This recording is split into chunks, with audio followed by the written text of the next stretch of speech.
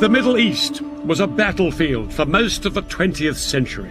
But one of the hardest fought wars of all was in 1973, when Egypt and Syria launched a surprise attack on Israel on the Jewish holiday of Yom Kippur.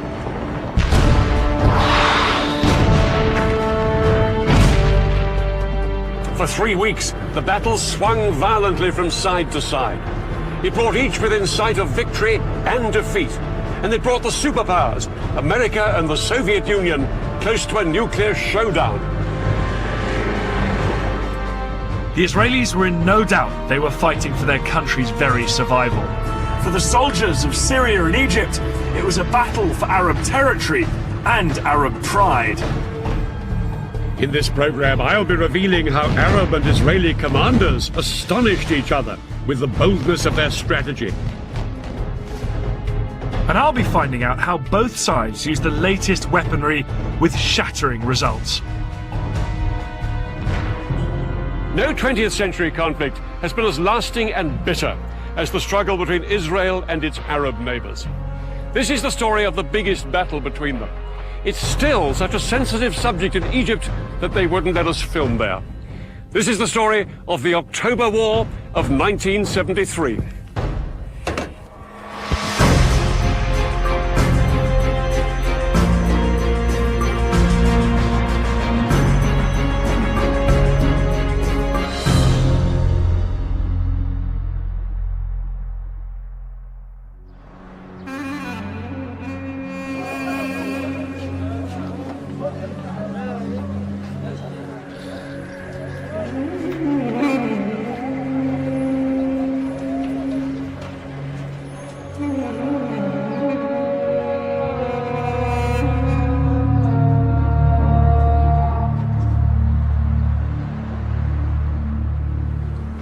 This concrete security barrier here runs through Jerusalem and hundreds of miles to the north and the south. On this side live predominantly Muslim Palestinian Arabs. On this side, the largely Jewish population of Israel. The 8-meter-high barrier, which the Israelis started building in 2002, is the most powerful symbol of the hostility between Jews and Arabs, which still remains after nearly a century of conflict. The Israelis say that they built this barrier to keep out Palestinian terrorists. The Palestinians say it's just Israel's way of grabbing more of their land. And that's what this conflict has always been about: land. Land known at the beginning of the 20th century as Palestine. Back in 1917, the British controlled Palestine, and they promised the Jews a homeland here. The problem was, there were more than 10 times as many Arabs as Jews already living in Palestine. And as hundreds of thousands more Jews poured into the country, open fighting broke out between them. By 1947, things were so bad, the United Nations stepped in with a plan. This is how Palestine looked then. Lying on the eastern edge of the Mediterranean, it was bordered by Lebanon, Syria, Transjordan, and Egypt. The United Nations suggested partition. The Palestinians would keep land here, here, and here, and the Jews would have the rest. Jerusalem would be an open city shared by everyone. The Jews accepted the plan, and in 1948 they declared their independence as the State of Israel. But the Palestinians and the neighboring Arab countries rejected partition. War followed, and the borders changed once more. The Israelis took over Arab lands here in the north and along the Egyptian border, ending up with most of Palestine and most of the key city of Jerusalem.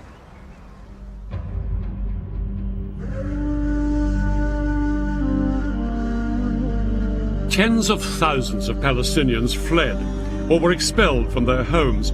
These refugees headed to neighboring Arab countries, creating a refugee crisis that lasts to this day. One night everyone was awakened to the sound of people. Go, go, the Jews are coming. I can still recall the voice and the ensuing chaos. Within a short period of time, the entire village was marching out, carrying bare essentials, bedding on a mule, some clothing, some food.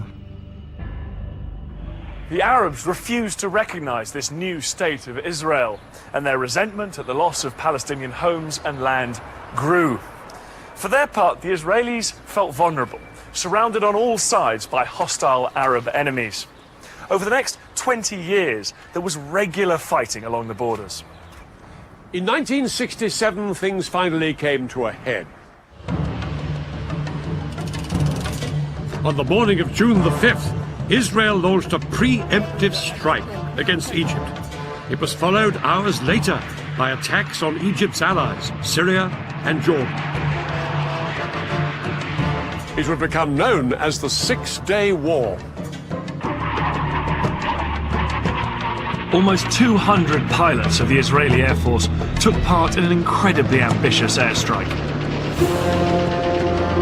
Their mission was to wipe out the Egyptian Air Force, the largest in the Arab world.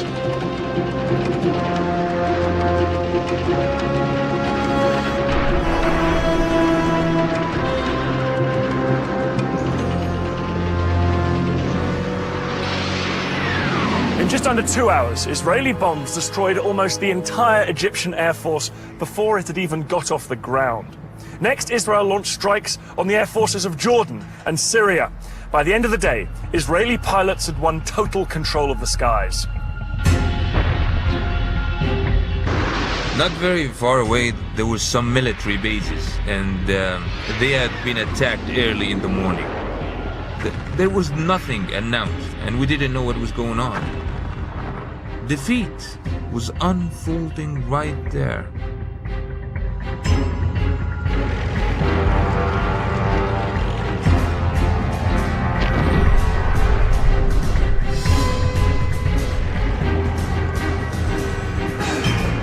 Israeli ground troops stormed into Syria, Jordan, and Egypt.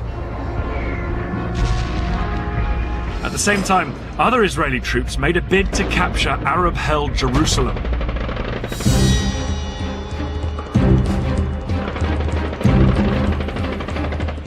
On June the 7th, just 2 days into the war, Israeli paratroopers charged through this gate into the old city.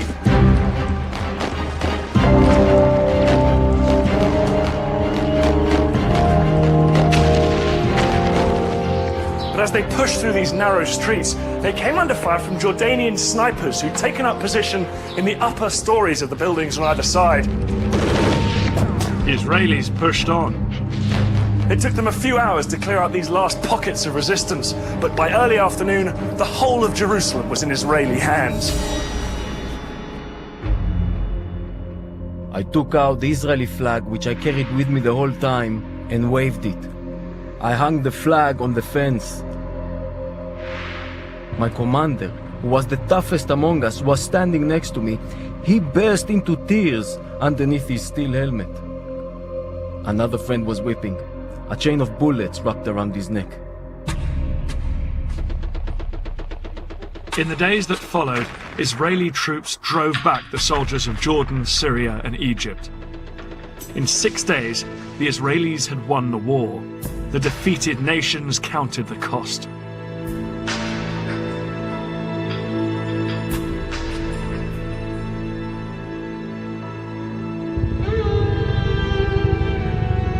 It's estimated that Egypt lost 80% of its military capacity, and along with Syria and Jordan, suffered over 30,000 dead and injured. People didn't really know what was going to happen next. I mean, people were scared. The whole country was at a total loss of what to do.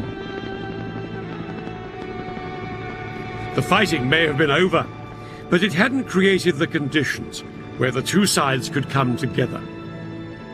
Peace was as far away as ever. For the Arabs, the Six-Day War was an utter disaster. Before this whirlwind campaign, Israel had been a tiny wedge of land, squeezed between Arab states, only 9 miles wide at its narrowest. Suddenly, it was a Middle East superpower, and 5 times the size. The borders had been pushed back to swallow a piece of Syria up here, called the Golan Heights. To the east, Israel had seized the West Bank, And in the south, it now occupied Egypt's entire Sinai Peninsula, a huge expanse of desert. From this newfound position of strength, Israel's leaders demanded that the Arab world recognize the state of Israel.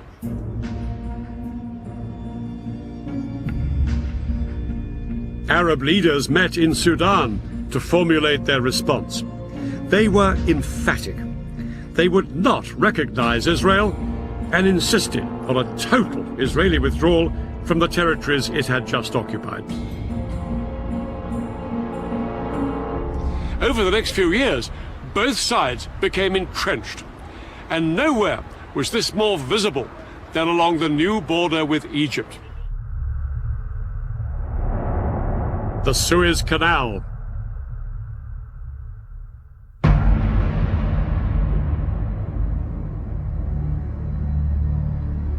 The canal is one of the world's busiest shipping lanes, allowing ships to pass between Europe and Asia without sailing round Africa.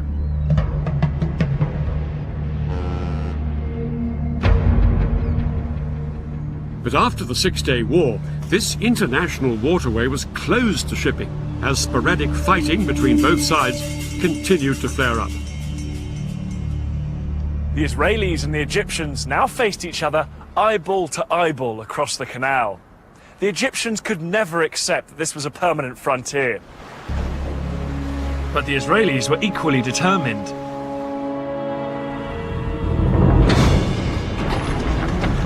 Egyptians now watched in horror as the Israeli military machine went to work. All along the Suez Canal, the Israelis built a massive network of walls, forts and trenches that became known as the Bar Lev Line.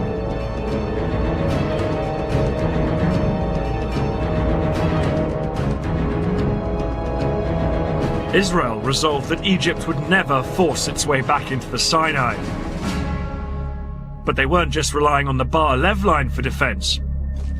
The Israelis also had a system for rushing troops to the front line.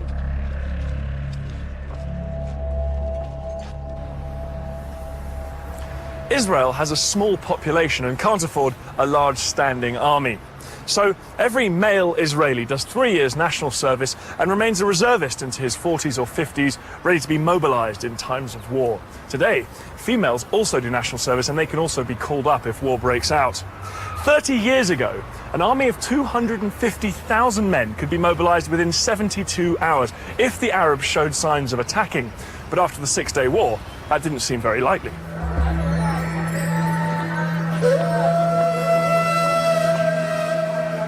The Israelis had practically destroyed Arab air power. Israeli intelligence was now sure the Arabs wouldn't try anything until they'd rebuilt their air forces.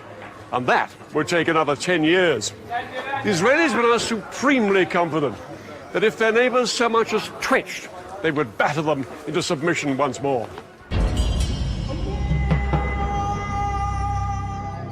But in Cairo, something had happened that the Israelis hadn't reckoned with. A new Egyptian president with a new sense of purpose, Anwar Sadat. When Sadat came to power in 1970, Egypt was still a demoralized country, smarting from the loss of the Sinai. Sadat was considered a moderate by many, but one of the first things he did was appoint a dynamic and popular new military commander, General Saad el-Shazli. Shazli was given the job of revitalizing Egypt's poorly trained and under-equipped army, because Sadat was determined to do what the Israelis least expected: fight back. Sadat had decided that the only way to win back the Sinai from the Israelis was to make war on them. His plan was to launch a spectacular crossing of the canal and retake a strip of land in the Sinai. Sadat hoped that this would force the Israelis to negotiate a withdrawal from the rest of Sinai. But for this plan to work, Sadat was going to need help. Sadat found a willing ally in the Soviet Union, as the Israelis had with the USA. In the 1970s, both the United States and the Soviet Union were adamant that neither superpower would dominate the oil-rich Middle East. The Soviets provided Egypt with the latest surface-to-air missiles, called SAMs. These missiles, supported by thousands of conventional anti-aircraft guns, could effectively paralyze the Israeli Air Force. The Egyptian commander, General Shazli, would not have to rely on his weakened air force to deal with Israeli warplanes. Nor would Sadat attack alone. Another of his allies, President Assad of Syria, would be joining in the fight. The key to the Egyptian plan was a surprise coordinated ground attack on Israel. The Syrians would attack on the Golan at exactly the same moment as the Egyptians struck along the entire length of the canal. But Shazli knew that no matter how stunned the Israelis might be by this two-pronged offensive, they would soon counterattack with their most lethal weapon, their air force. And that was where the SAM missiles came in. Shazli concentrated his SAMs along the Suez Canal. These missiles could bring down any Israeli planes that came within 15 miles. The SAMs and regular artillery guns would create a protective umbrella, shown here in red, under which Egyptian boats and infantry could cross safely. They would then seize the forts of the Bar-Lev line and secure a strip of land a few miles deep into the Sinai. The date of the attack was set for October the 6th, when the tides would give the most favorable conditions for crossing the canal. But October the 6th was also the holiest day of the Jewish year, Yom Kippur, when Israelis would be at home or the synagogue. With their plans in place, the Egyptians and their Syrian allies set about ensuring that the Israelis had no idea they were about to be attacked on two fronts.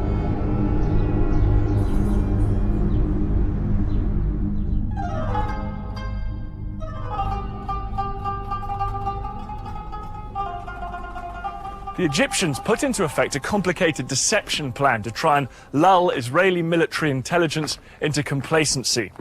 They had been gradually mobilizing their reserves, but at the beginning of October, they demobilized 20,000 men and sent them home. From what the Israelis could see, it didn't look like the Egyptian army was gearing up for war. As for the Egyptian soldiers based beside the canal, they were told to act as if nothing much was up. They could go swimming and bask in the sun in full view of the Israeli troops in the forts of the Bar-Lev line. Any military activity the Israeli lookouts did spot appeared to be just another regular exercise. By day, they watched as Egyptian troops came close to the canal to carry out maneuvers.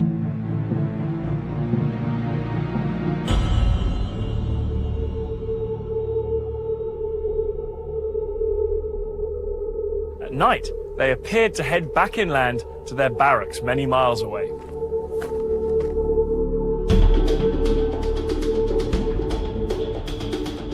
Hundreds of miles to the north, the Syrians on the Golan appeared to be doing the same. But in fact, these troops weren't withdrawing every evening. Under cover of darkness, more and more Arab soldiers were massing on both fronts. We started to train with real ammunition. We were also told we were going to Suez.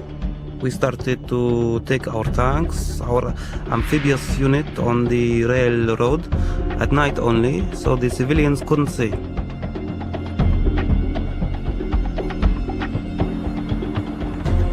Reports of all this Egyptian activity were given to the heads of Israel's military intelligence.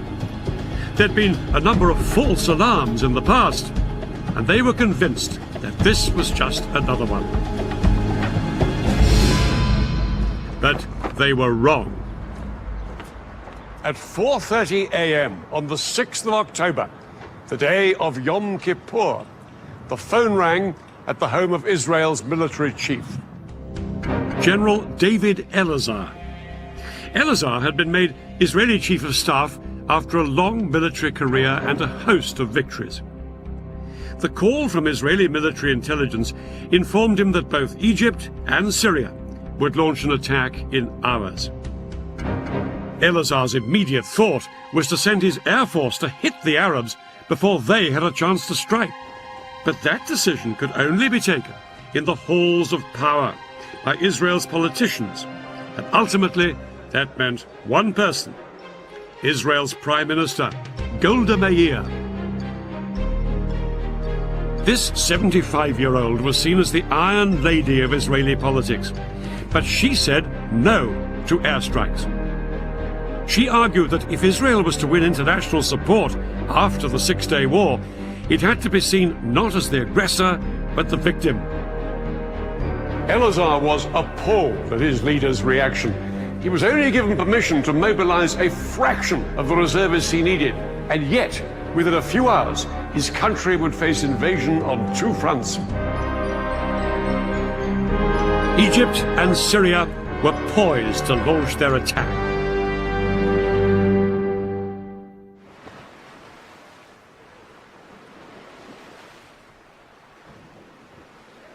Just before 2 o'clock, the Egyptians put their part of the plan into action.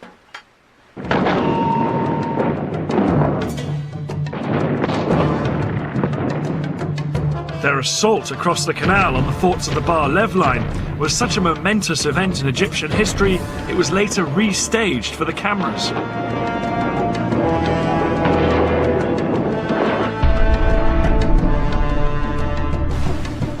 Thousands of Egypt's best-trained commandos crossed the Suez Canal in rubber dinghies. They landed on the east bank in the gaps between the forts of the Bar Lev line. The Egyptian commandos then scrambled up the high sand ramparts. They attached rope ladders to make it easier for the soldiers following on behind them.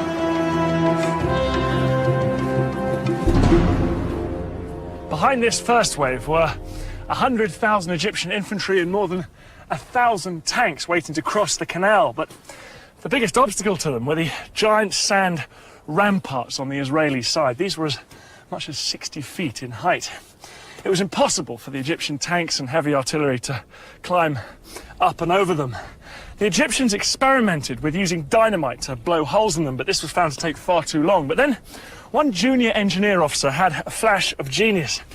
He suggested using high-pressure hoses to blast the ramparts with water from the canal.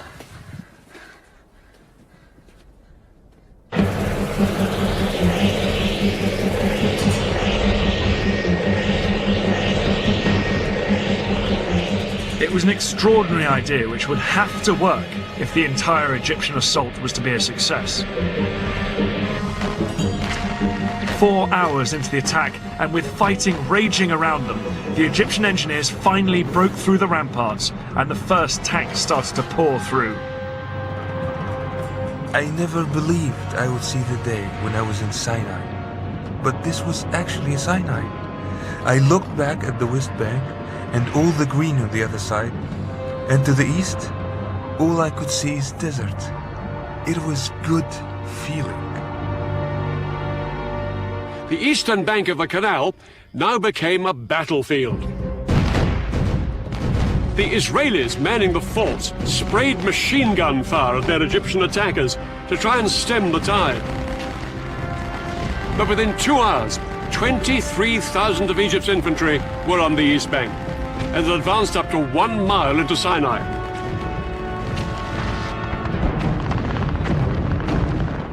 The fort was surrounded by Egyptian forces and was under constant fire. We made repeated calls for help. We fired from time to time and reported back what we saw. But mainly, we tried to keep up our morale. But the Israelis were sure that their air force would come to the rescue.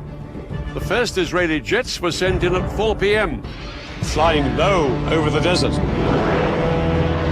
But as they approached the canal, they found themselves under attack from the ground. The Egyptian SAM missiles and anti-aircraft guns caused havoc. As Israeli planes were shot down that afternoon, it soon became clear that Egypt's elaborate air defense umbrella was working.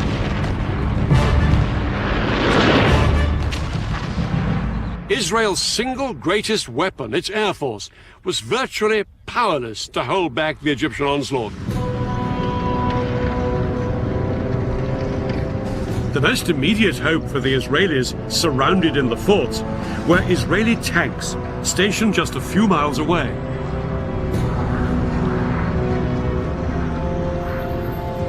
The Israeli tanks raced towards the canal. They thought they'd throw the Egyptians back as easily as they had done in 1967.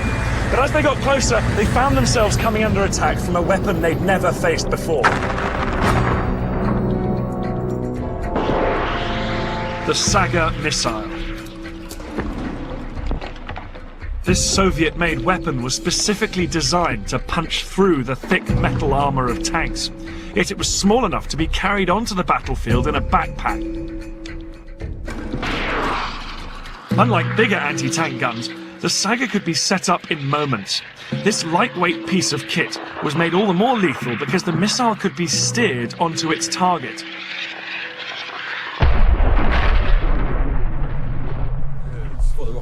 Today, Dan and I have come to the Royal Marines Commando Training Centre in Devon. We're going to find out why Egyptian foot soldiers found the new generation of anti-tank weapons so useful. A modern-day equivalent of the Saga is called the Javelin. It costs £75,000 to fire one missile, so I'm being shown the ropes on a simulator. Okay, so as you're looking through the eyepiece now, Daniel, hopefully you're seeing exactly the same pictures I'm going to see on the computer screen. Yeah.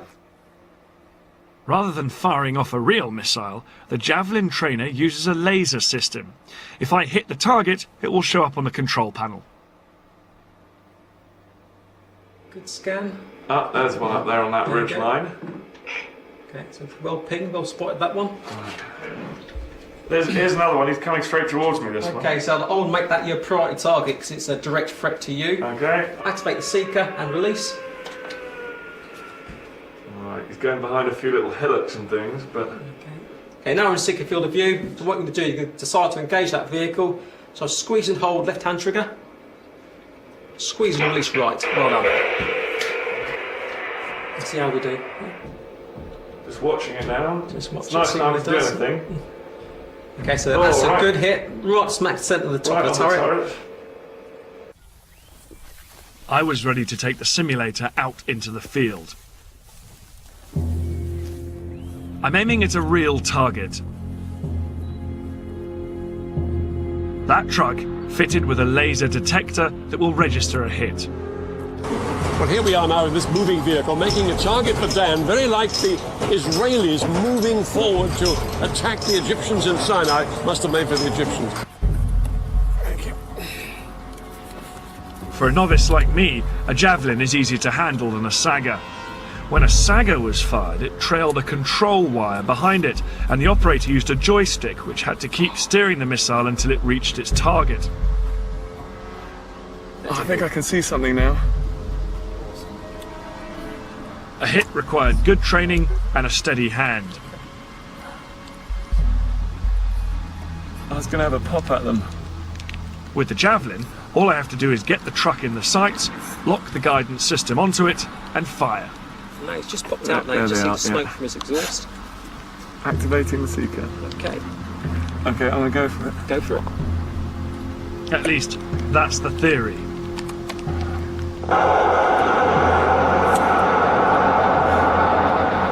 God, it's tricky with that wobble when you just try and get the track gates on the target. Did I miss? Fortunately, that's a no result, which means you've missed. I really had no idea where Dan was. This is where the old speed of duel starts to come into it now. His state-of-the-art Javelin can hit my vehicle from over 2 kilometers away, a similar range to the Sagas in 1973. No wonder the Israeli tank drivers were taken by surprise as they headed towards the Suez Canal. They simply couldn't see the Egyptians lying in wait with the Sagas.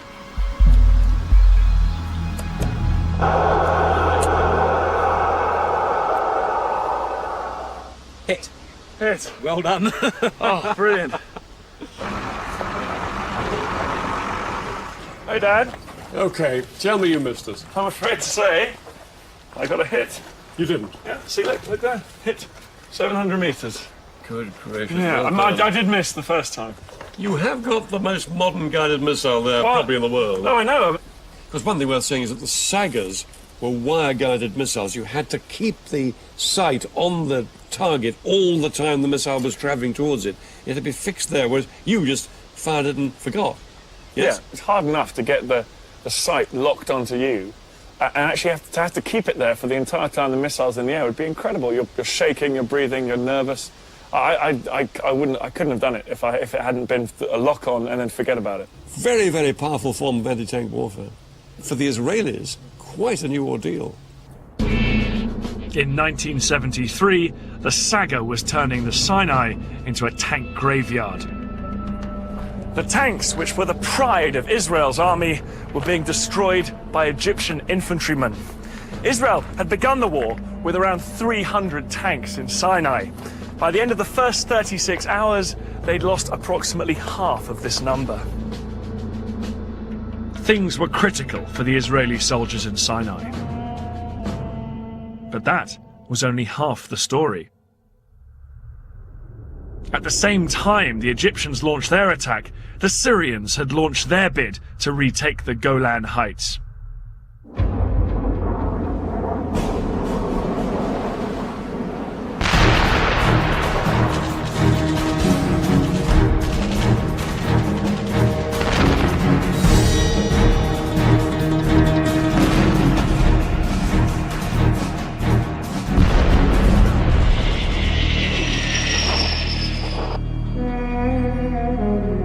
The fertile soil of this battlefront couldn't have been in greater contrast to the arid desert of the Sinai. The Golan Heights had been a valuable prize when the Israelis captured them in 1967. These Golan Heights provided Israel with more than just good farmland. They afforded security too. This is the Golan here, once part of Syria, occupied by Israel since 1967. The area is no more than 15 miles wide, and it ends with a steep slope down to the River Jordan.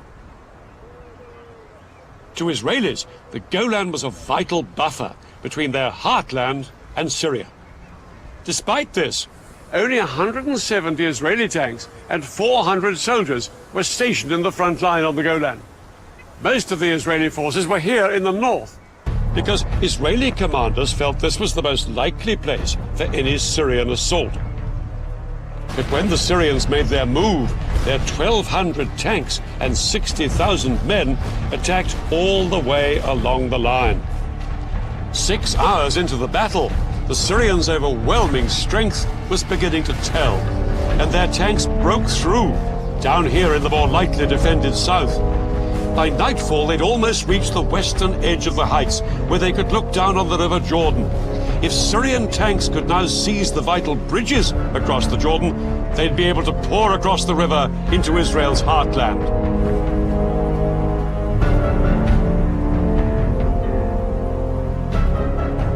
For Israeli soldiers in bunkers along the front line of the Golan Heights, the first day of the war had been a disaster. Their strong defensive positions had done little to halt the Syrian advance.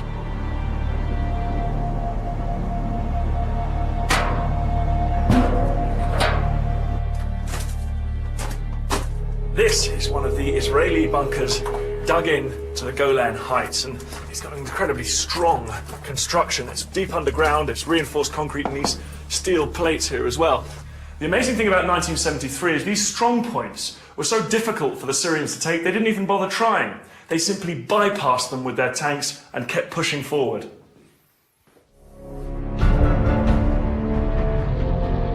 By the end of the day, the Syrians had taken almost the entire southern half of the Golan Heights.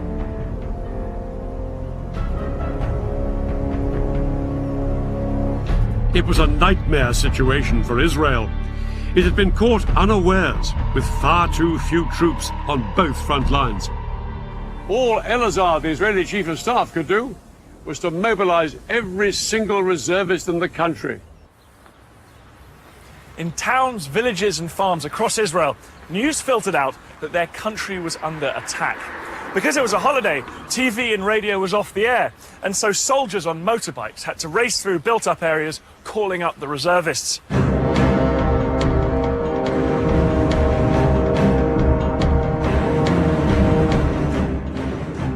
in my kibbutz on Yom Kippur when I heard the planes taking off from the Air Force base in the area. I drove with another member of my kibbutz, who was also a company commander, to our assembly point. On the way, we said that whatever was happening, we'll probably be back home in a day or two.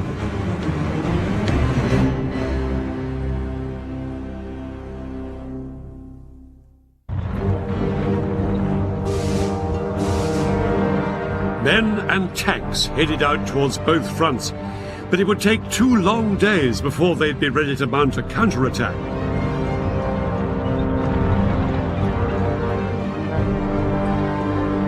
Then, on October the 8th, David Elazar announced to the world that his army had finally gone on the attack. This morning, we started our counterattack, and we shall break and destroy completely all the attacking forces. Elazar's first push was in the Sinai Desert.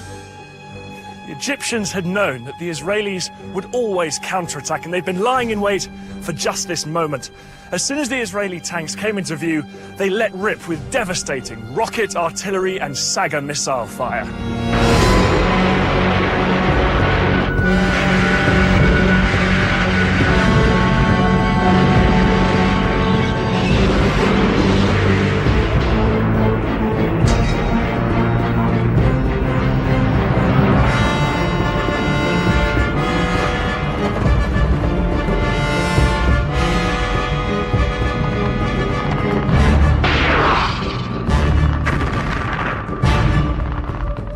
The Israelis suffered heavy casualties all day.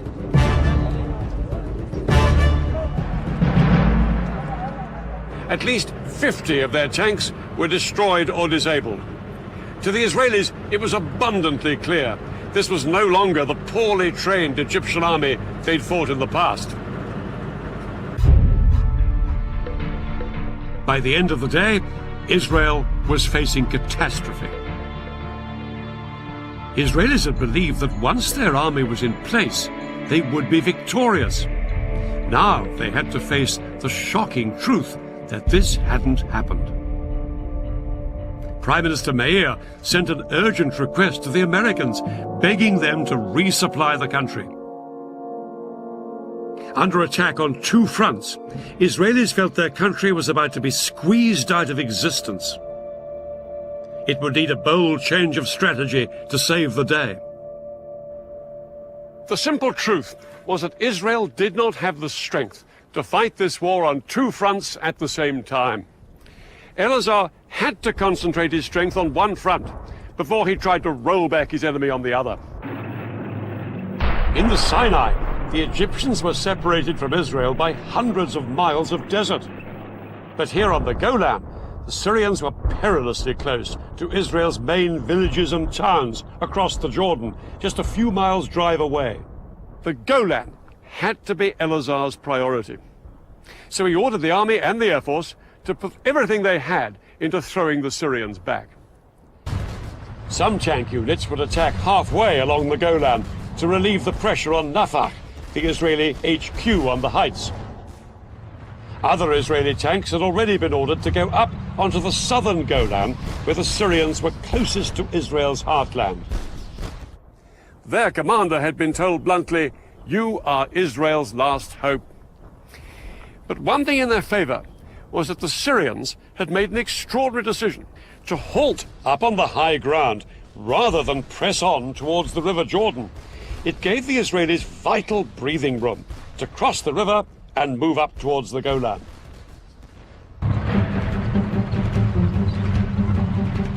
On the night of October the 8th, Israeli tanks stormed the Syrian positions.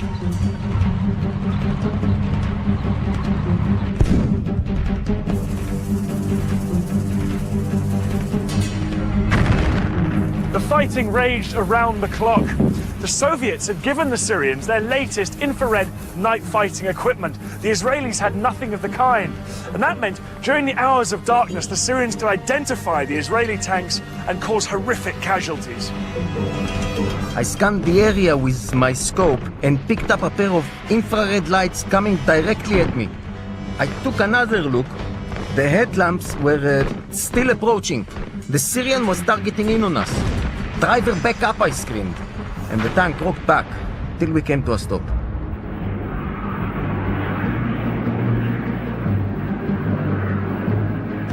But as day broke, the Israeli ground troops got some much-needed relief from their air force.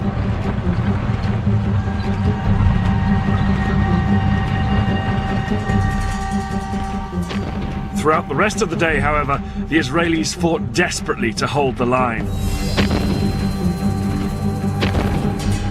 The Israelis knew that if they gave way here, their country faced a real threat of extinction. Losses mounted on both sides, but as the battle progressed, it became clear that despite some Syrian technological advantages, the Israeli tanks had thicker armor, and the Israeli crews could fire more quickly and more accurately than their Syrian counterparts. After 4 days of combat, I wasn't particularly worried by the Syrian tanks. It was enough to locate them and to have them come out to meet us, and victory would be ours.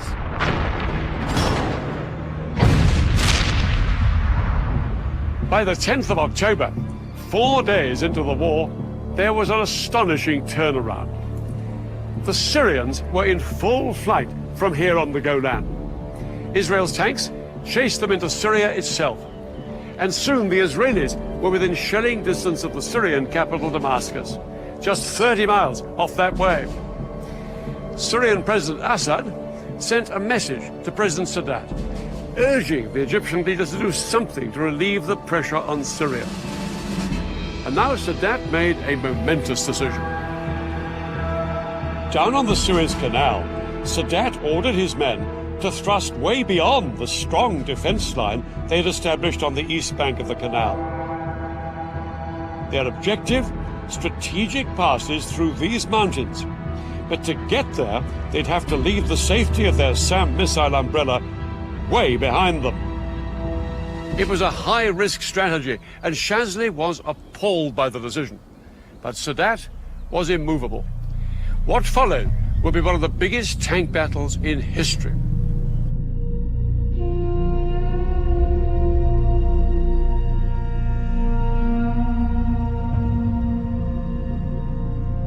"25 miles east of the canal, Israeli tank commanders were well dug in on high ground in good defensive positions.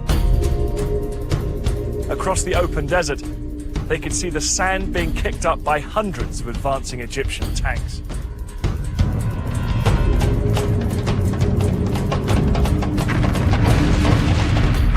The Egyptians were totally exposed to withering Israeli fire.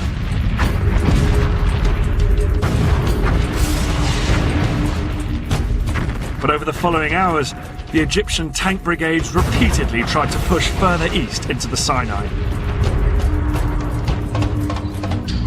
As the Egyptians moved out beyond the protective cover of their SAMs, Israeli aircraft rained down bombs on the exposed Egyptian tanks.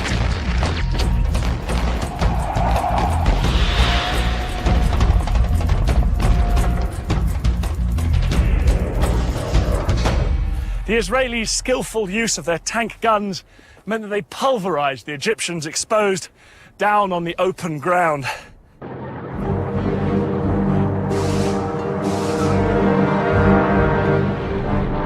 The Israelis knocked out an estimated 260 Egyptian tanks. They lost only 20 of their own. Yeah, we fought hard. It was a successful tackle, and what made it possible was the fighting spirit of our soldiers. This battle was a turning point in the war. Now the war started to swing in Israel's favor. By October the 15th, the Americans had responded to Prime Minister Meir's request for resupplies. For days, American planes arrived in Israel with huge numbers of tanks, shells, and new planes. Israel was in a much stronger position. Elazar and his commanders were determined to force the Egyptians back across the canal. They now planned an exceedingly ambitious and risky operation, and a man who would play a key part in it was General Ariel Sharon. Sharon would later become Israel's prime minister, but in 73 he was one of the country's most dynamic generals and immensely charismatic. He just left the army that summer, but when war broke out, he was recalled. His detailed knowledge of the Sinai, where he'd fought during the Six-Day War, would prove invaluable in framing Israel's audacious new plan. The Egyptians on the east bank of the canal were split into two armies, one in the north and one in the south. 100,000 men and about 1,000 tanks, well dug in and well defended by minefields. They looked impregnable, but one of Sharon's patrols had discovered a narrow gap, just 1 mile wide, between the two armies at this spot, where the Suez Canal joined a large salt lake. Sharon was ordered to push through here with his tanks, widen the gap, and secure a corridor through to the canal. The Israelis would bridge the canal, and hundreds of tanks would then pour across it and fan out north and south to cut off the Egyptians from behind. The Egyptians' positions on the eastern canal bank would then be untenable. For the Israelis, the whole operation would be fraught with danger. The biggest threat was an Egyptian stronghold here, called Chinese Farm. It was just north of the planned Israeli corridor. Sharon had to neutralize the Egyptians at Chinese Farm if the Israeli plan was to succeed. But what the Israelis didn't know was just how big the Egyptian presence was at Chinese Farm. Large numbers of Egyptian tanks and infantry were gathered there. Unaware of how outnumbered they were, at dusk on October the 15th, the Israeli assault force moved in. Sharon's tank crews approached Chinese Farm to make their surprise attack. They moved in from 3 different directions, but the Egyptian position was a lot stronger than the Israelis had expected. A ferocious night battle erupted between the Israelis and the Egyptians. Both sides now faced the same problem. The fighting was at such close quarters that it was difficult to tell who was friend and who was foe. At one point, when my tank had stopped, an Egyptian soldier climbed onto it and asked me in Arabic for a cigarette. He thought we were Egyptians. I bent down and pulled the pin on a grenade and tossed it at him. All night, the Egyptians put up a stiff defense. They disabled Israeli tanks and killed and wounded enemy soldiers. The Israelis realized they faced a tough fight to secure the vital road to the canal. The Egyptians were spread out like a horseshoe. They could shoot at us from 3 sides. It was a carpet of fire, the bullets were everywhere. I thought from here, we are not going to get out alive. This is our death place. Sharon decided to cross the canal before waiting for the Battle of Chinese Farm to be won. At midnight, he sent 750 paratroopers to sneak across and establish the vital toehold on the west bank. His men had been totally unopposed. But to turn this into a major breakthrough, the Israelis would need to get thousands more men and tanks across the canal. In fact, the Israelis had built a mobile bridge a year before the war for just this purpose. The bridge was 180 meters long, weighed 400 tons, and took 3 days to put together. Once assembled, it was towed on metal rollers through the desert by 12 tanks along the only road down to the canal. But there was a problem. Because of the fighting still raging at Chinese Farm, the road to the canal was blocked by a huge traffic jam. By daybreak, the bridge had only traveled 2 miles. There were another 13 to go. Sharon needed to get tanks across the canal to reinforce his troops who'd crossed earlier. Without the bridge in place, he had to float 50 tanks across on inflatable rafts. The sudden appearance of Israeli tanks on the west bank of the canal was a huge surprise for the Egyptians. Soldiers manning the SAM batteries reported that groups of several tanks would show up in the distance, open fire at them, and then disappear.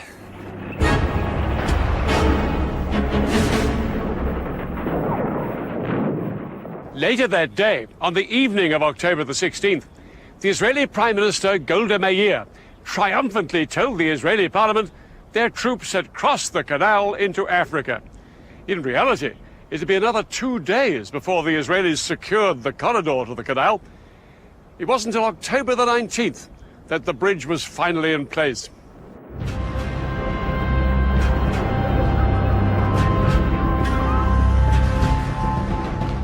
As Israeli tanks surged across the bridge, they came under heavy bombardment from Egyptian artillery and aircraft. But the tanks pushed on to their first objectives on the West Bank, Egypt's SAM missile sites.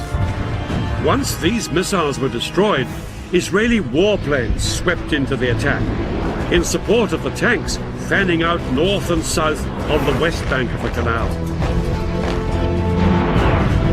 Egypt's Third Army, here on the east bank, was soon in danger of being surrounded. Shazli urged that some units should be pulled back here to the west bank to fight the Israelis.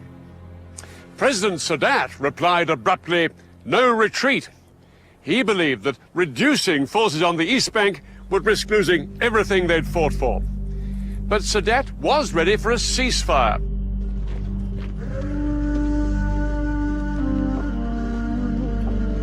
It was announced on the 22nd of October. The Israelis agreed to the ceasefire as well, but in reality ignored it and pushed on south to secure more land west of the canal.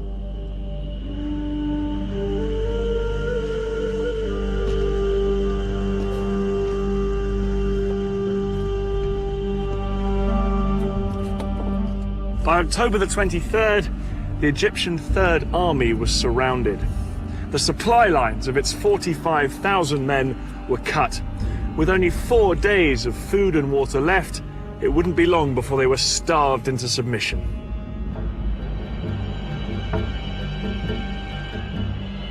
Some Egyptian soldiers were so desperate they surrendered. Others hung on. No food come to us, no munitions come to us, no evacuation of any injured, no water, and we didn't need gas because we weren't going anywhere. And just when it seemed to be over, the war took a dramatic turn. It was at this critical moment that Egypt's most powerful ally, the Soviet Union, made one final bid to help the Egyptians. The Soviet president, Leonid Brezhnev, told the Americans unless they agreed to send a joint US-Soviet peacekeeping force to the Middle East, he would send Soviet troops on their own. The Americans were determined that no Soviet troops would enter the Middle East. In a sudden escalation, America put its nuclear forces on alert. US nuclear missiles were readied in their silos, and 2 aircraft carriers with nuclear strike forces were ordered to the eastern Mediterranean. The implied threat of nuclear war forced Brezhnev to make a choice: to escalate or to climb down.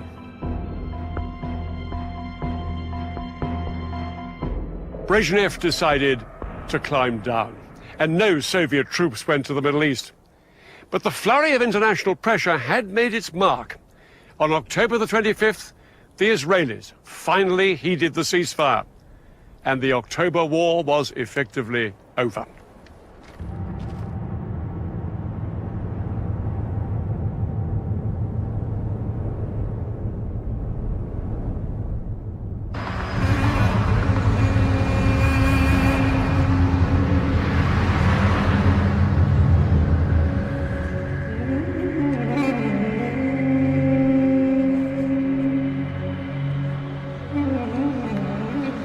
It's hard to say who was the clear victor in this war.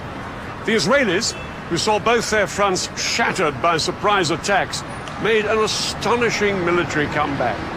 But the Arabs gave Israel a real shock. For many Israelis, the 9,500 soldiers killed or wounded during the October War was an unacceptably high price to pay. They blamed their government for failing to heed the warnings that war was imminent. Israeli confidence was shattered. They were no longer the invincible military power that they had thought they were. Despite the fact they'd suffered up to 30,000 casualties, perhaps in the end, the side that gained the most from this war was Egypt. The Egyptian crossing of the canal was seen as a major military achievement that restored Arab pride and gave President Sadat the confidence to make a spectacular bid for peace.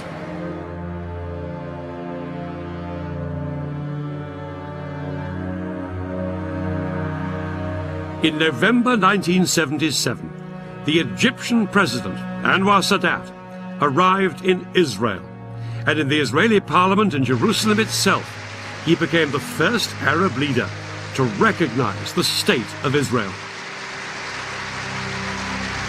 ولقد جئت إليكم اليوم على قدمين ثابتتين.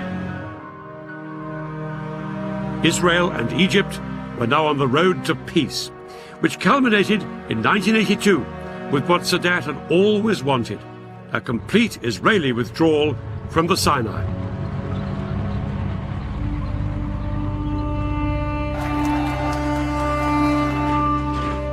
But Sadat never saw it happen.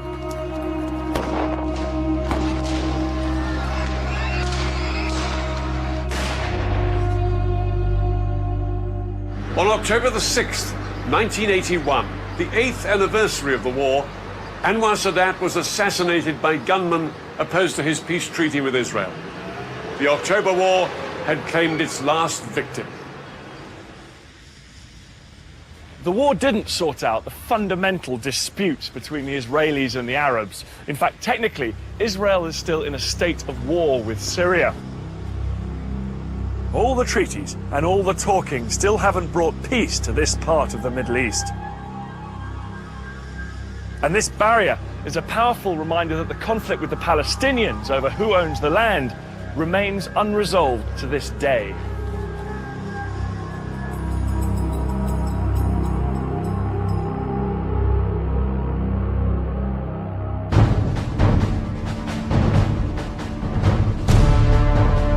Next week, 20th Century Battlefields brings you the Falklands War. In April 1982, Argentina invaded these remote islands and triggered one of the most ambitious military undertakings in British history. I look at how the British fought 8,000 miles from home. And I'll see how the troops tackled this hostile terrain.